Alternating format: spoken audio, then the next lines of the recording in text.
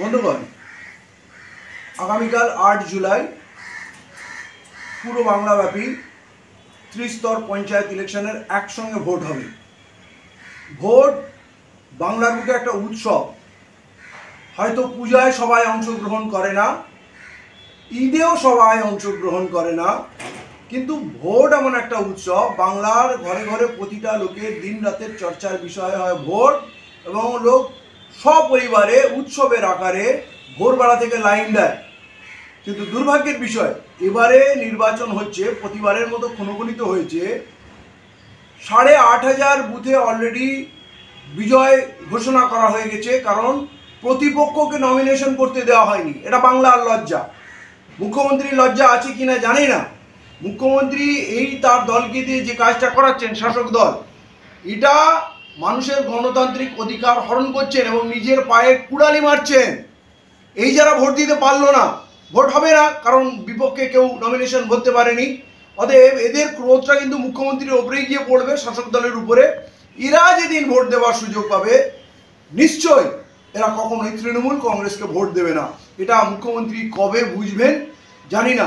যারাই এই বাংলার বুকে মানুষের গণতান্ত্রিক অধিকার কেড়েছে, মানুষকে অতিষ্ঠ করেছে, মানুষের ভোট দেওয়ার অধিকার কেড়েছে, তারা পশ্চিমবাংলা থেকে শূন্য হয়ে গেছে। যেমন বামফ্রন্ট শূন্য হয়ে গেছে।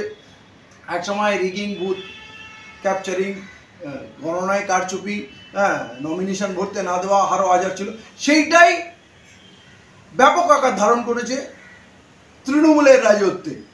বহুগুণ বেড়ে গেছে সন্ত্রাস, এবং যেটা 34 বছর লেগেছিল বামফ্রন্টের যেতে, সেটা মনে হয় এই 14 বছরেই গল্প শেষ হয়ে যাবে। এবং এরপর যদি যে কটা আসনে ভোট হবে, সেখানেও যদি বুথ ক্যাপচারিং এইসব হয়, লোককে ভোট দিতে না দেওয়া হয়, সন্ত্রাস হয়, গুন্ডামু হয়, আর ফাইনালি কাউন্টিংয়ে যদি জেতা আসনগুলোকে হারিয়ে দেওয়া হয়, হেরে যাওয়া আসনগুলোতে বিজয় মিছিল বেরিয়ে যায় তৃণমূলের, এটা কিন্তু শ্রীমতী মমতা বন্দ্যোপাধ্যায় তার তৃণমূল নিজের হাতে নিজেদের সর্বনাশ করছে। বাংলার মানুষকে বলবো, যাই হয়ে যাক, আপনারা শান্তি বজায় রাখবেন।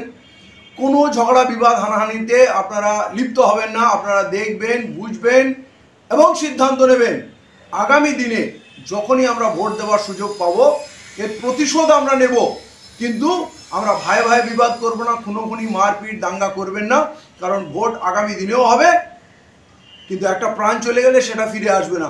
প্রতিবেশীর সঙ্গে বিবাদে লিপ্ত হবেন না। রাজত্ব কায়েম হয় সিপিএম, কংগ্রেস, তৃণমূলের, কিন্তু পরিবার উজাড় হয়ে যায় সাধারণ গরিব মানুষের।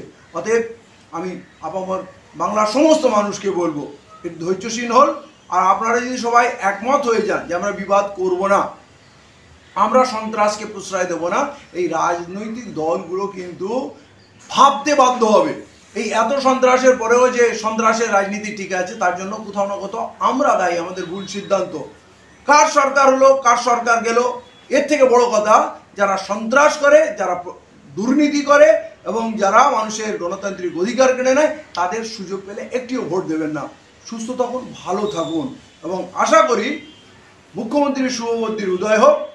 যা পাপ তিনি করেছেন সেটা এক জায়গায়, যে কটা সিটে ভোট হবে সেই ভোটগুলো সুষ্ঠুভাবে হতে দিন, এবং কাউন্টিংয়ের দিনে আপনার গুন্ডা বাহিনীকে সংযত থাকতে বলুন। তা নাহলে কিন্তু সর্বনাশটা আপনার হবে।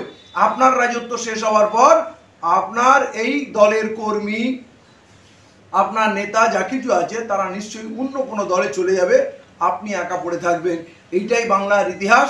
অতএব আপনিও চিন্তা ভাবনা করুন, ভেবেচিন্তে কাজ করুন। আর বাংলার মানুষকে একটাই অনুরোধ, ভাই বিবাদ করবেন না, প্রতিবেশীর সঙ্গে বিবাদ করবেন না। সুস্থ থাকুন, ভালো থাকুন, ধন্যবাদ।